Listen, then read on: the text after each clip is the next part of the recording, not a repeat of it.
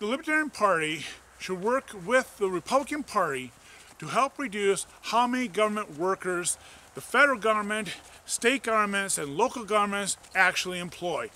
And this is to do for the Republican perspective, to reduce the number of Democratic voters, because overwhelmingly government workers vote Democratic. By reducing down the number of government workers, with the exception being the military, you reduce how many people are going to be voting for the Democratic Party. This takes the strategy of the enemy of my enemy is my friend. And it gives a way for the Libertarian Party to reach out to the Republican Party and work on something that is of common interest to both of us. Now, I've done another video where I talk about how the Libertarian Party should work with the Democratic Party to reduce down the number of soldiers. And using the same logic, but just kind of in the reverse, overwhelming number of soldiers vote Republican. So if the number of soldiers can be reduced, there's a reduced number of soldiers that will be voting for Republicans. And then here's a link to that video. This video here talks about how we can get the Republican Party, the GOP, to work with the Libertarian Party to help reduce basically all the other government jobs, so that from the Republican stance, we reduce the number of Democratic voters being employed by the government. From the Libertarian side, we reduce the size of government. Now, the key to this idea is basically having essentially an outsource clause.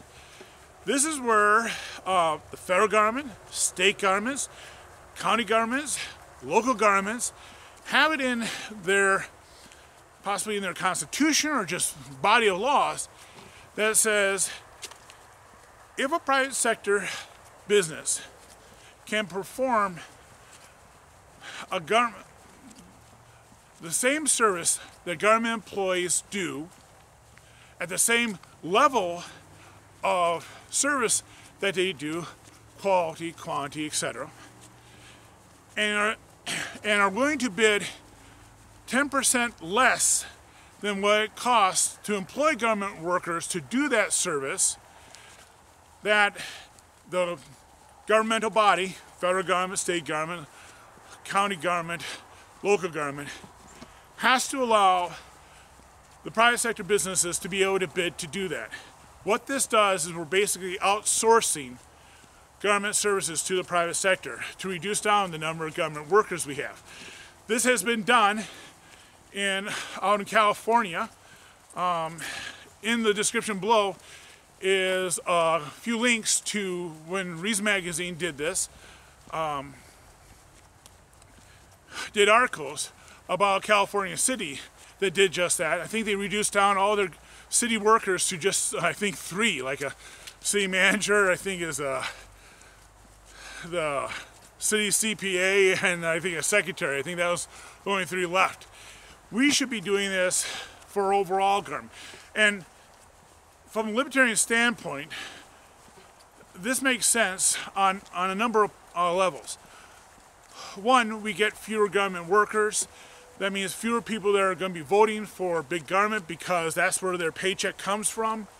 It is a well-established fact that taking the military out of the equation, the overwhelming number of government employees vote Democrat, and thus for big government. But it also reduces down the cost of government. Again, they have to bid at least 10% less than what it would cost to have a government worker do the same function, and that you then put into a competitive bid process, and we could see phenomenal savings. Bankrupt cities could possibly almost overnight no longer be bankrupt. What it will mean is that there will be a huge layoffs in government workers. That will be, for them, a painful transition, but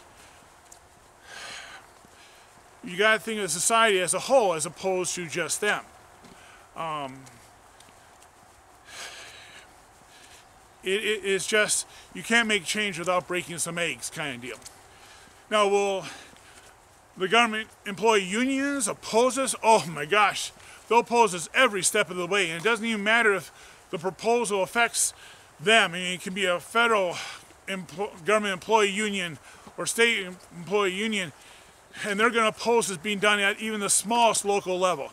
Even like at a school district level, they're going to oppose this because the ramifications are just obvious. The consequences, though, are just obvious.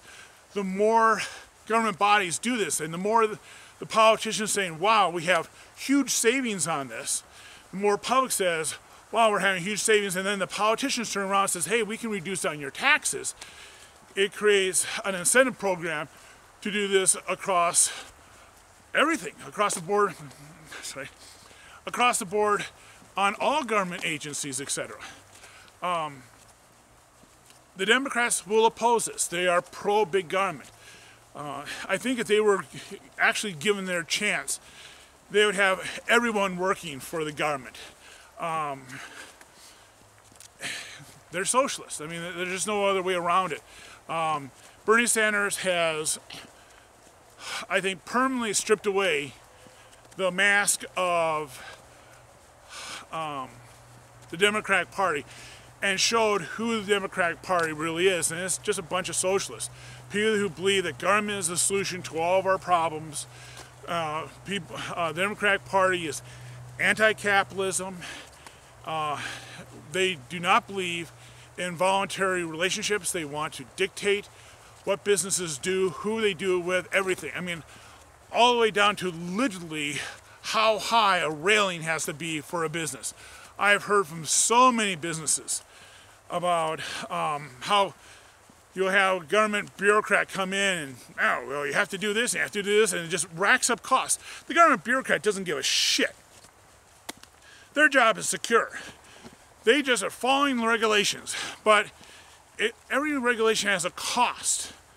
That's one thing I think is a positive thing about Donald Trump's presidency is he's going after regulations. There's a restaurant owner here in Dubuque who put in a ramp for handicapped people, and he had a double railing on it. But because it was literally a half of an inch too narrow for the double railing, they said you have to redo these railings and make it a half an inch wider.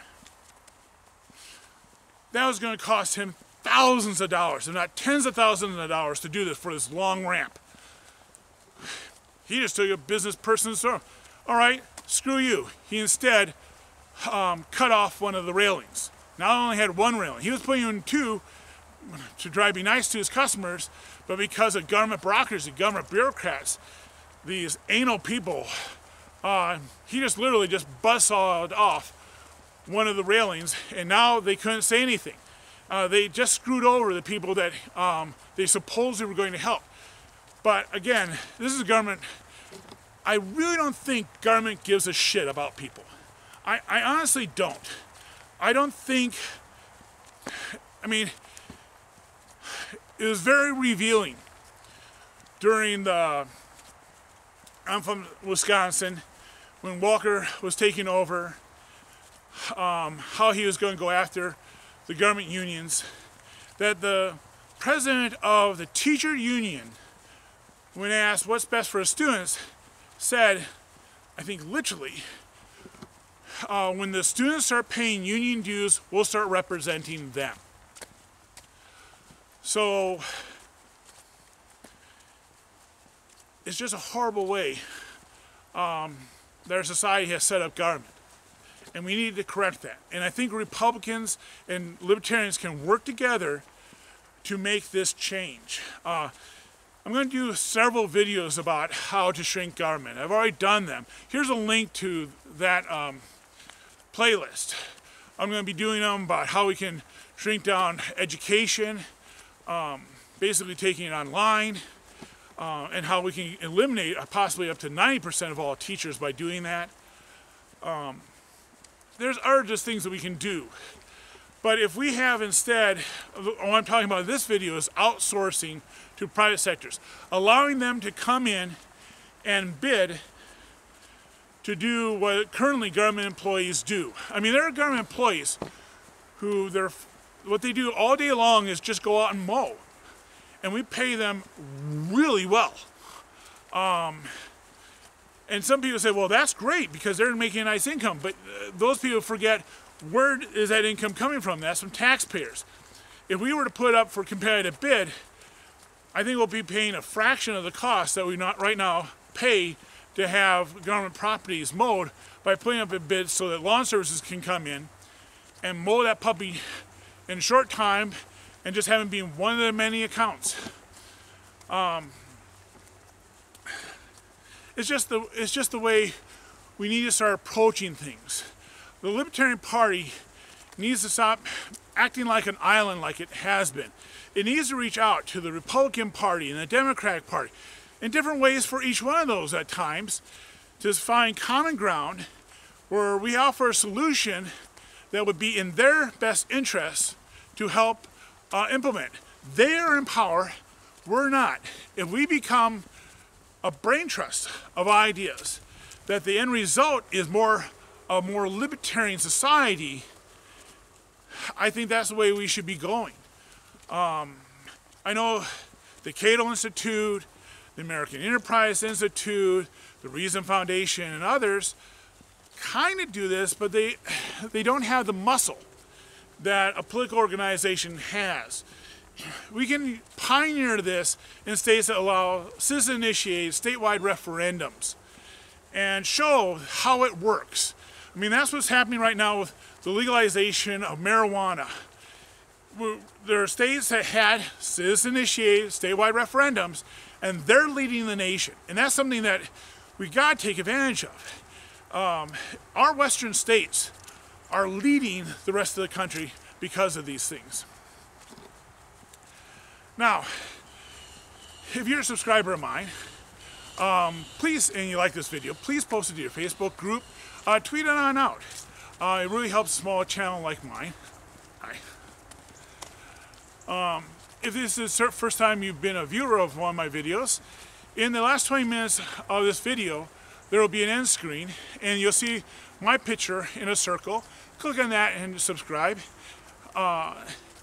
Also, I have a mailing list, and once that mailing gets up to 100 subscribers, I'll start producing weekly unlisted videos where I reply to comments posted to last week's batch of public videos. If you'd like to receive these reply to comment videos when they start getting released, in the description below is a link to the mailing list sign-up form. Please subscribe.